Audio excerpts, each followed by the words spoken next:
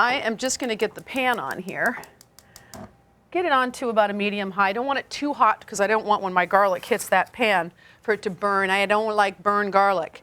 Now, this is about 1/2 a cup of black olives. Now, oh, it's so good. There's not going to be any salt in this dish because the olives are quite salty. Now, I also use 2 kinds of olives in this dish. I just like, in the end, when the dish is done, to have little rounds of olives, and then with the green olives, I'll just chop them up. Always keep them in your pantry. All right, I would say that's about 1/2 cup, maybe give or take. And then the same with the green olives. And this one, these are beautiful, fresh green olives, and they have a very different flavor. Yum. A little brighter, a little bit fresher almost. If you can picture the olive on the olive tree before it's really, really cured. All right, and then this, just carefully chop. I don't want huge chunks. And I'm gonna go over there and see how my pan's doing because I don't want it too hot. I'm gonna pull it off just a little bit while I finish chopping here. Okay, this is good. Now, I'm gonna get it back on the flame. And I also like to heat my pan before I put my oil in.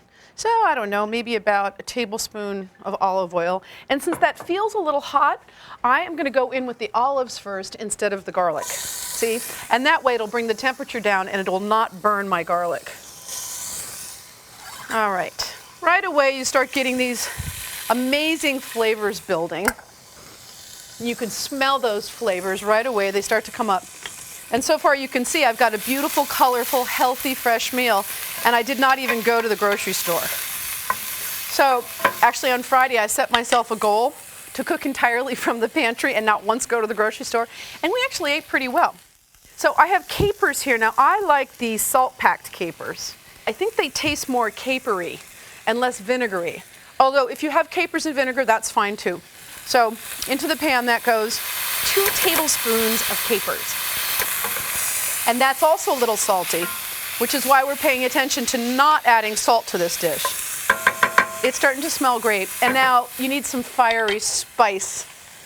That's what those ladies of the night liked when they had this dish named after them. 1/2 teaspoon of red pepper flakes. And this is practically done. Now, getting back to what I said about liking to have 1 olive chopped and 1 sliced to have that contrast, the same thing is with the tomatoes. So what I do is I take about 1/2 the can of tomatoes and just kind of run them through my hand so that they're a little bit chunky. This is why I'm a big fan of buying a whole can of plum tomatoes and then controlling the texture myself. So I have a blender here, and I'll just pop this right in the blender, and then I'm gonna puree this one.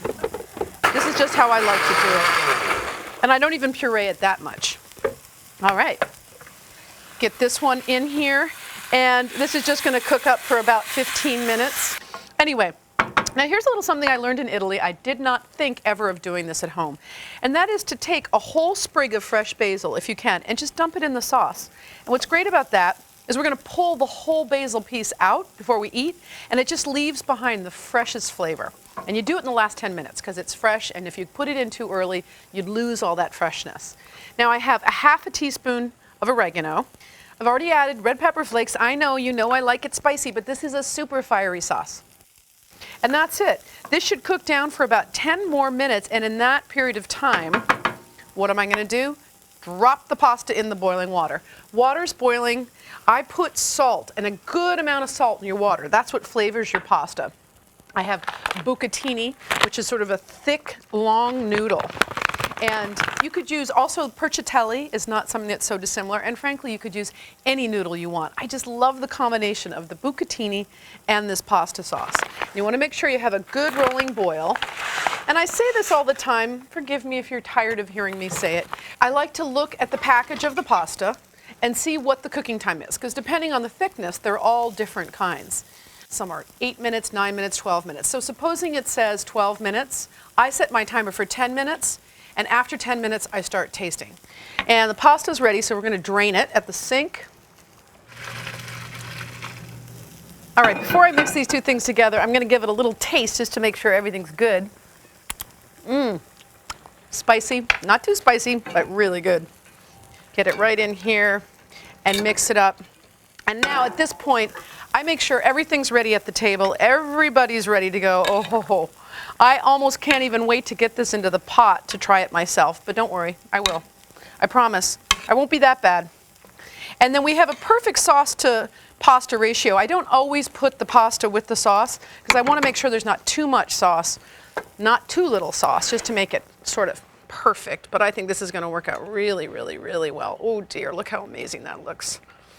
Smells so good too. Get this off. Now, last but not least, I like, since I bought the basil and I have the basil, but again, if you don't have it, don't worry. I like to just rip some fresh basil on top. Just a few sprigs. And then Parmesan. Just grate some fresh Parmesan over top. Oh my gosh. Can you believe how beautiful these colors are together for something that just came right out of the pantry? Okay, the pantry and a few little bits from the grocery store. Nobody really knows but me and you, so I'm going to taste right here because I just can't help myself. And make sure it's good. I really just want to make sure it's, quality control. Thanks for watching. Hungry for more?